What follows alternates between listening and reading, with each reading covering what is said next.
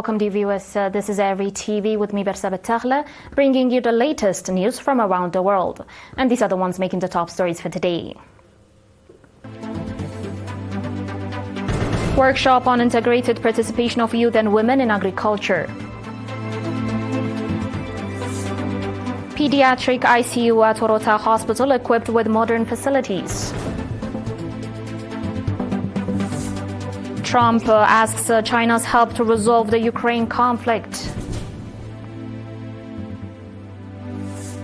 And Israeli forces close UN-run schools in East Jerusalem.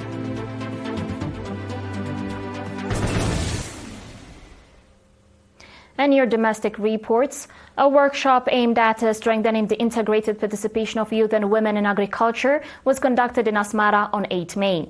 The workshop focused on the Ministry of Agriculture's strategic plan spanning from 2024 to 2028, highlighting its objectives to ensure inclusive participation of youth and women in agricultural development, enhance the safety of agricultural production, and promote sustainable farming practices. Speaking at the event, Mr. Asrat Haile, representative of the Department of Agriculture and Land, emphasized that the ministry's overarching goal is to ensure safe and nutritious food for all and everywhere. He further noted that the adoption of modern and sustainable agricultural techniques is progressing steadily across various regions. Mr. Khatasfa Mikael, president of the National Union of Eritrean Women, stated that the workshop underscores the capacity and competitiveness of women in agricultural development. She called for efforts to identify and eliminate barriers that hinder women's full participation on this sector. On the occasion, Mr. Amani El Nagasi, advisor to the Minister of Agriculture, along with representatives from the National Union of Eritrean Women, the National Union of Eritrean Youth and Students, and other stakeholders, shared insights and put forward constructive recommendations. Mr. Fasahaye Haile, governor of the Central Region, stressed the vital role of youth and women in boosting agricultural productivity and income generation, and urged for coordinated action to support and expand their involvement.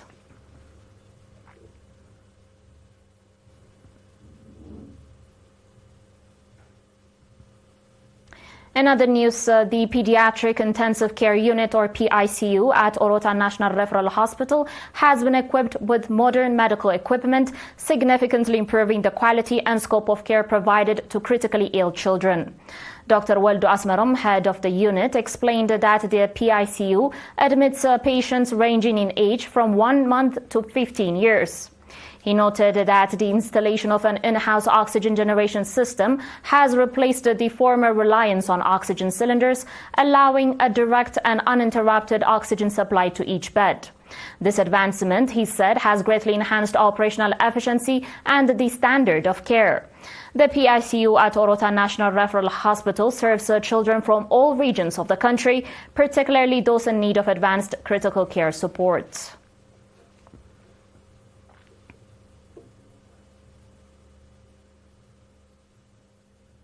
The viewers will be back shortly with your international reports and more. Stay tuned.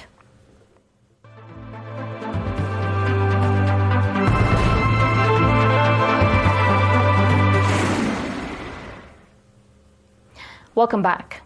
U.S. President Donald Trump has said he could seek China's help in his efforts to facilitate peace between Russia and Ukraine. He believes Beijing could help bring the positions of Moscow and Kyiv closer, making peace talks possible. Relations between Washington and Beijing have recently been strained due to Trump's decision to impose steep tariffs of up to 145% on Chinese goods. The president cited national security and trade imbalance concerns to justify the move. Beijing has accused Washington of economic bullying, retaliating with 125% tariffs on all U.S. imports and implementing export controls. Yesterday, Trump expressed hope that the two nations could resolve their differences and make a deal that would benefit both sides. The Chinese Commerce Ministry said last week that it was evaluating the possibility of trade negotiations with the U.S., but reiterated that Washington must show sincerity by canceling its tariffs if it wants meaningful dialogue. On today's final report, Armed Israeli security forces have forced the closure of 3 schools run by the UN Agency for Palestinian Refugees in Israeli-annexed East Jerusalem. Hundreds of Palestinian students were sent home from the schools in Shuafat refugee camp just after classes began yesterday morning. The agency's Commissioner General Philip Lazzarini said Israeli authorities were denying children their basic right to learn and accused them of a blatant disregard of international law. An Israeli ban on the UN-run agency took effect earlier this year, and Israel accuses the agency of being infiltrated by Hamas. The agency denies this claim and insists on its impartiality. Videos showed girls in uniform hugging each other outside one school in Shuafat following the arrival of Israeli forces outside. As per the agency, more than 550 learners aged 6 to 15 years were present, and that one of its staff members was detained in what its director in the occupied West Bank called a traumatizing experience for young children who are at immediate risk of losing their access to education.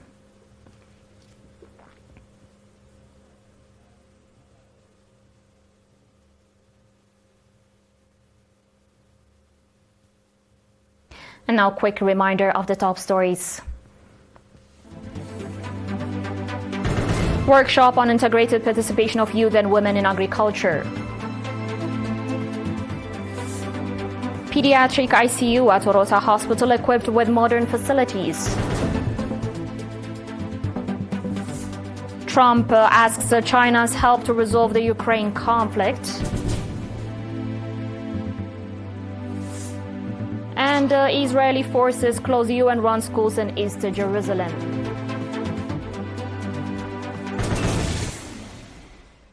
Dear viewers, that was it for today. We thank you for watching.